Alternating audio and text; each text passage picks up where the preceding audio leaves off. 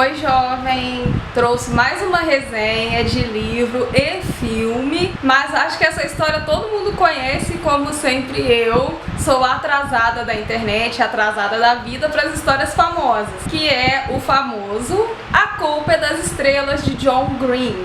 Gente, esse livro é lindo. Ao mesmo tempo que é lindo, a história é muito triste. Por quê? O livro foi escrito em 2012 por John Green, tem 286 páginas e a história se passa em Indianápolis, no estado de Indiana, nos Estados Unidos. Conta a história de uma menina de 16 ou 17 anos, não sei ao certo porque o livro fala uma coisa e o filme diz outra idade, de Hazel Grace, sendo essa a narradora da história, tanto no livro quanto no filme. Uma menina que descobriu um câncer nos pulmões aos 13 anos de idade e vem lutando pela sobrevivência até essa faixa etária que o filme acontece, graças a um remédio experimental chamado Falanxifor. E aí vai contando o dilema dela com a família em luta por mais alguns anos de vida. Esse remédio dá a ela uma segurança de mais alguns anos, só que esse mais alguns anos é uma incógnita, ela não tem certeza até onde ela vai viver. Acho que ninguém tem, né? Mas no caso dela é bem mais limitado esse tempo.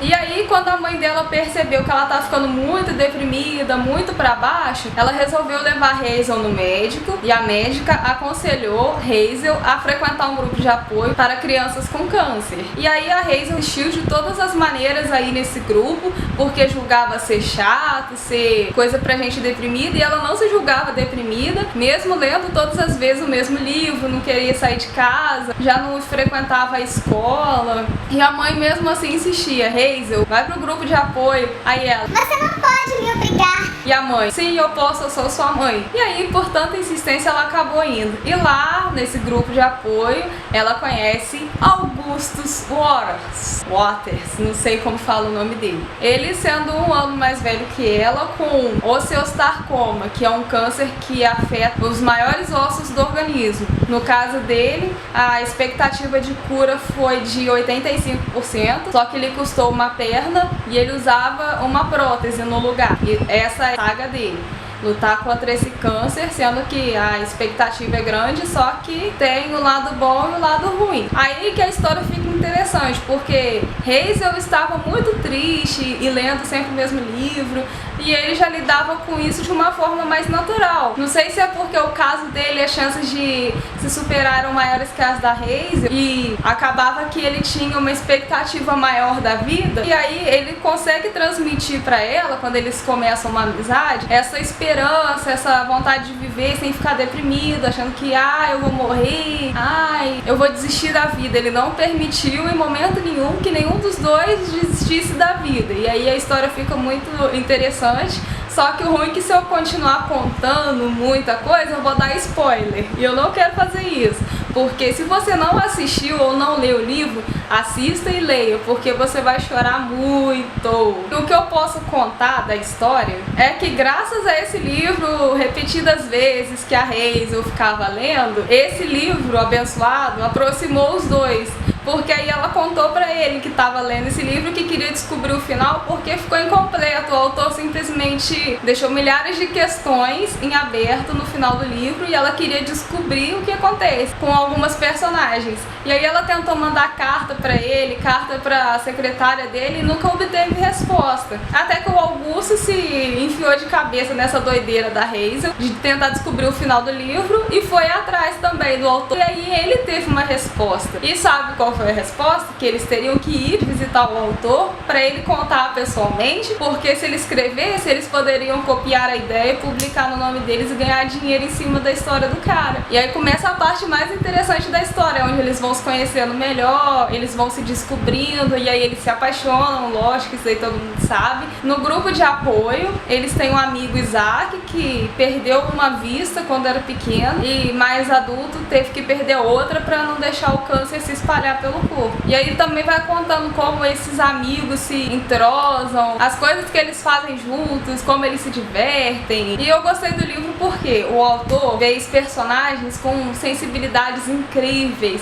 uma linguagem muito culta, muito formal da idade dos adolescentes. Só que não ficou uma leitura nem cansativa, nem deprimente, apesar da história ter muita doença, muito histórico de câncer. Eles levam tudo no bom humor. Augustus, então, é super bem-humorado, super pra cima. E aí ele passa essa energia pra família, pra Hazel, pros outros amigos do grupo. E foi essa parte que eu mais gostei do livro. Essa energia que o Augustus passa pra todos, que tira os amigos da depressão, tira desse sentimento de eu vou morrer mesmo, então que se dane. Não foi esse o legado dele no livro. E os sentimentos que esse livro me despertou: muita risada, muito choro, principalmente no final, surpresa, em algumas partes indignação, porque eu fiquei olhando com vontade de esganar certos personagens na hora. Infelizmente toda a história tem os altos e baixos, altos e baixos, altos e baixos, as reviravoltas, as idas e vindas. Isso que dá a emoção de você querer ler cada vez mais, de você querer conhecer mais os personagens, saber o que vai acontecer. E uma curiosidade interessante: esse livro que a Hazel leu infinitas vezes, no filme é mostrado mesmo o livro, a capa bonitinho. Só que ele não existe e o autor do livro, o nome é Uma Aflição Imperial, esse autor, Peter Van Houten,